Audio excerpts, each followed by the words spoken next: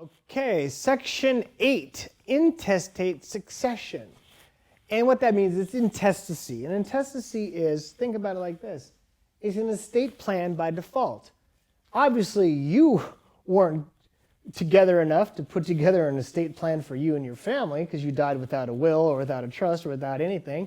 So the legislature has to come in and go, well, what would he have wanted? So that's why it's an estate plan by default. There's statutory rules that put things in place. Okay, so let's take a look at intestacy. So what is intestacy? It's any part of the decedent's estate that's not effectively disposed of by will, and it passes to their heirs, and this is how it's going to pass. So, what's the intestate share of the surviving spouse? So if I die without a will, this is what my wife gets. Don't forget, we have no documents here. Or when, let's say, the will was invalidly formed, or I revoked my only will. So I die with no will, essentially. Okay, surviving spouse. She gets all the community property. She always gets all the community property because it's half hers, it should stay hers, whatever. Okay, she gets all of the separate property if I have no children, grandchildren or great-grandchildren, so that's no issue. There's a difference between issue and children. We'll get into that in a second. But she only gets one half of the separate property if I have a child. So let's say that I die. $5 million of my estate and another $3 million worth of community property. So, and I have one kid. She gets the $3 million of community property and all the separate property. If I have no kids, she gets the $5 million. If I had one kid, she gets $2.5 million. The child gets $2.5 million. If I have two or more children, then it gets split up 1/3. So she still gets the $3 million in community property, and we split the 1/3 of the $5 million between the number of children and her. All right? That's simple as that. So the intestate share of the surviving spouse, all the community property, all the separate property if no issue, that means children or great-grandchildren or grandchildren, one half of the separate property if you have one child, 1/3 of the separate property if there's two or more children. Very simple, and the examiners will not go past that. They make it very superficial. Wills is very different on the bar exam than it is in law school. Law school, you go into much more depth. In the bar exam, it's just real easy. Okay, what about when you don't have a surviving spouse? So you die a happy single man. How about that situation? Well, or she doesn't survive. She died early, whatever the case is. So this goes to your issue. Okay, so when there's no surviving spouse, it goes to your issue, your children or your grandchildren. And we'll discuss how the children and the grandchildren take. If you don't have any kids, let's say that I die without a wife, without any kids, it goes to my parents. What if I die at 85? My parents are way gone before that. So if I don't have any children or if my parents are gone, children, grandchildren, or my parents, then it goes to my brothers and sisters. And you're saying, well, what if you don't have any brothers and sisters? Well, look it up on the table of contiguity. The bar exam's not going to deal with it, so I don't really care. Okay, so again, first it goes to your children. If you don't have any children, it goes to your parents. And I'm using children instead of issue, even though they do mean separate things, because the examiners don't usually get into great-grandchildren. So if you don't have any children or grandchildren, it goes to your parents. If you don't have any children, grandchildren, or parents, it goes to your brothers. And that's going to be the order of distribution. So who's higher up on the food chain? Spouse, the wife or the husband, they're number one. Number two is children, son or daughter. Number three are your parents, mom or dad. Number four, brothers and sisters. So if I die without a will, my property is most likely going to go to my spouse.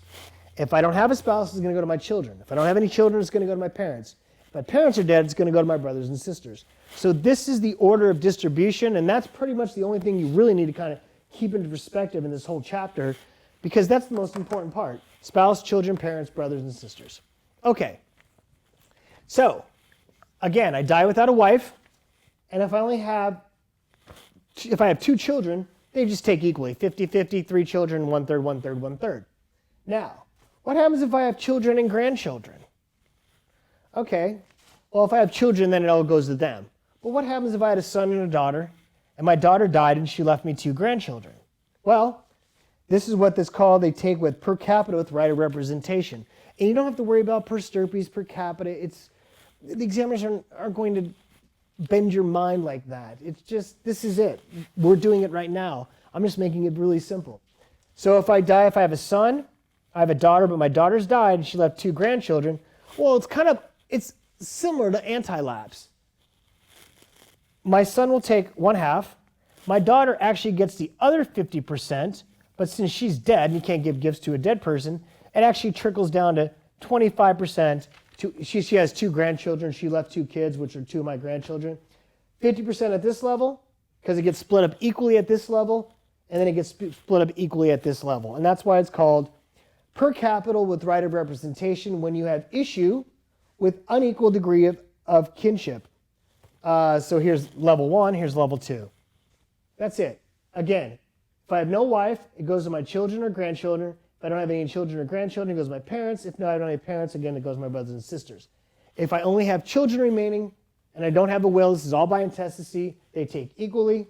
So again, if I have 2 children, they get 1/2 each. If I have 3 children, they get 1/3 each. It's that simple. And if I have children and grandchildren, like in this example where one of my kids had died, it's just equal at each level. 50%, 50%, and then it gets broken up equally here. As simple as that. Now, I made a point about issue versus child earlier. The words are not used interchangeably. The word issue means children, grandchildren, or great-grandchildren. It's any lineal descendant. So any lineal descendant that goes down along the lines. Again, children, grandchildren, and great-grandchildren. So look at what the examiners use in terms of language on the exam. Do you leave the property to your issue, or are you leaving it to your children? Because child means child. As simple as that. We all know what that means. Issue just means everybody else down the line. So if I leave all my properties to be split up between all my issue, in that situation, let's say I have a son, I have a daughter, and I have 2 grandchildren, then it's 25% each because I said I want it split up equally between all my issue. That's if I had a will. So the word issue means that. And again, we went through the order of distribution: spouse, children, parents, assembly. And it completely makes sense if you think about it. Your spouse is going to be the closest person. And if you die, all your property should go to your spouse, because if you did have a kid, what's going to happen when your spouse dies? She's going to leave it to, the legislature presumes she's going to give it to the child when she dies. Well, if you don't have a spouse and you only have a child, well, good, give it to the child. That makes sense, because you probably want your child to raise a family and continue on with your genes and so on and so forth. Now, if you don't have a spouse or children, well, give it to your parents, because what's going to happen when your parents die? Who are they going to leave it to? Your brothers and your sisters, and that's why the food chain is as such. And that's it. That's intestate succession and estate plan by default.